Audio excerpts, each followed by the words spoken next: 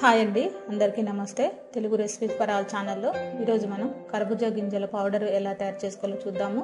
ఇది హెల్త్ పరంగా చాలా మంచిదండి. ప్రతి ఒక్కరూ మనం దీన్ని మోతిచూర్ లడ్డూలో అలాగే సేమియాలో దీన్ని వాడుతుంటాం కదండి. ఈ పౌడర్ని మనం రెగ్యులర్గా ఎలా వాడుకోవాలో నేను చూపిస్తాను. అలా కాకుండా రెగ్యులర్గా తింటే చాలా మంచిదండి ఈ పౌడరు. అందుకనే దీన్ని నేను కారం పొడిలాగా ఎలా తయారు చేసుకోవాలో చూపిస్తున్నాను. దీనికి మనం ఉప్పు టేస్ట్కి తగ్గట్టు తీసుకోండి. అలాగే ఒక 20 ఎండుమిర్చి తీసుకోండి. నేను 1 కప్పు కర్బూజా గింజలకి తీసుకున్నాను 20 ఎండుమిర్చి, 1 స్పూన్ జీలకర్ర, అలాగే మెంతులు, కరివేపాకు, వెల్లుల్లిపాయలు ఇవి తీసుకొని ఈ కర్బూజా గింజల్ని దూరగా ఫ్రై చేసుకోండి. మనకి నువ్వులు ఎలా వేయించుకుంటామో అలాగే వీటిని ఫ్రై చేసుకోవాలి. మనకి చిటపటలు ఆడుతూ ఉంటాయి కదండి. మనకి నువ్వులు కనుక ఎలా వేగుతాయో మనం పచ్చడి చేసుకునేటప్పుడు ఎలా వేయించుకుంటామో అలాగే వీటిని కూడా దూరగా ఫ్రై చేసుకోండి. ఇవి ఎక్కువసేపు మాడకుండా చూసుకోండి.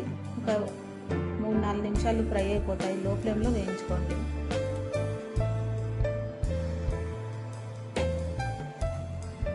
మనకి పచ్చిగా ఉంటాయండి మామూలుగా ఈ గింజలు.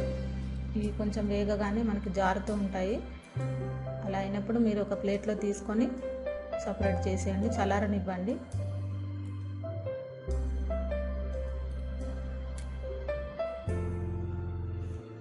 ఈ ఫ్రై అయిన తర్వాత 1 స్పూన్ ఆయిల్ వేసుకోండి. ఎక్కువ అవసరం లేదు ఎండుమిర్చి వేయించుకోవడానికి. ఒకవేళ మీకు ఆయిల్ ఇష్టం లేకపోతే డైరెక్ట్గా ఎండుమిర్చిని కూడా వేయించుకోవచ్చు. ఇప్పుడు ఇవి కూడా మనం దూరగానే ఒక 5 నిమిషాల పాటు వేయించుకోవాలి. ఇది మనకి ఈ పౌడరు నెల రోజులైనా మనకి నిల్వ ఉంటుందండి. ఇప్పుడు ఈ టైంలో మనకి హెల్త్ ఫుడ్ చాలా అవసరం. అందుకనే నేను ఇలాంటివి చూపిస్తున్నాను ఈ మధ్య. కొంచెం ఈ ఎండుమిర్చి కొద్దిగా వేగిన తర్వాత దీంట్లో 1/2 స్పూన్ మెంతులు వేసేసుకోండి.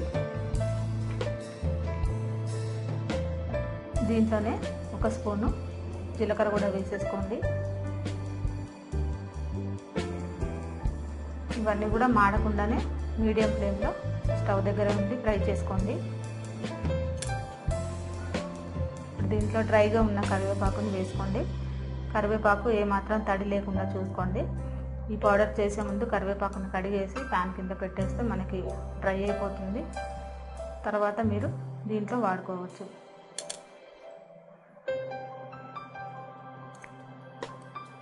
తడి లేకుండా జాగ్రత్త పడండి ఈ పౌడర్కి, అంతే. మనం తడి ఉంటే డబ్బాలో స్టోర్ చేసి పెడతాం కాబట్టి పాడైపోతుందండి. ఇప్పుడు మిక్సీలో ఈ ఎండుమిర్చిని మెత్తగా పౌడర్ చేసుకోవాలి.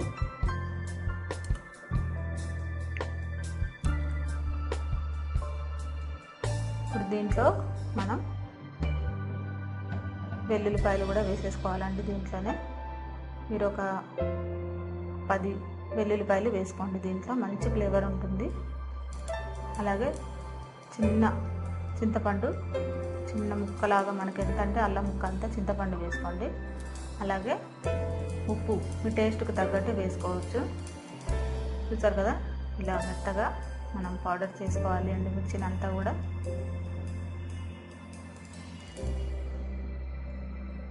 మంచి స్మెల్ వస్తుందండి. ఇప్పుడు దీంట్లోనే మనం ఈ వేయించి పెట్టుకున్న కర్బూజా గింజల్ని వేసేసుకోండి.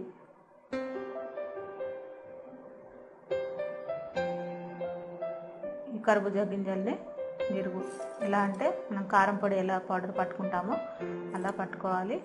పల్లీల పొడి, నువ్వుల పొడి, పుట్నాల పొడి ఎలా తయారు చేసుకుంటామో అలాగే సేమ్.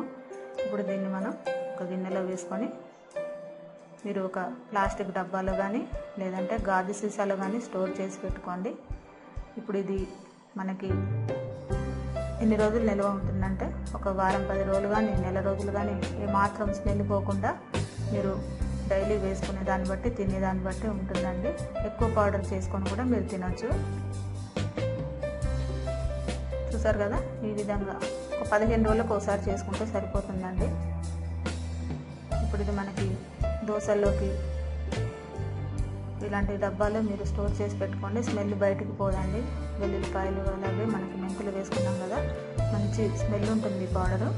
దీన్ని మనం డబ్బాలో స్టోర్ చేసి పెట్టుకుంటే తినేటప్పుడు ఆ ఫ్లేవర్ అలాగే ఉంటుంది. మీరు రెగ్యులర్గా ఈ పౌడర్ని ఇలా వాడుకోవచ్చు. వేడివేడి అన్నంలో నెయ్యి వేసుకొని కూడా తినొచ్చు. అలాగే మీకు నెయ్యి ఇష్టం లేకపోతే ఆయిల్ ఒక స్పూన్ వేసుకొని కూడా రైస్లోకి కూడా డైరెక్ట్గా తినేయచ్చు. దోశలోకి ఇడ్లీలో కూడా చాలా బాగుంటుందండి. ఒకసారి మీరు ఈ విధంగా ట్రై చేసి చూడండి. నా రెసిపీస్ మీకు నచ్చినట్టయితే లైక్ చేయండి, షేర్ చేయండి, సబ్స్క్రైబ్ చేయండి. అందరికీ థ్యాంక్ యూ అండి.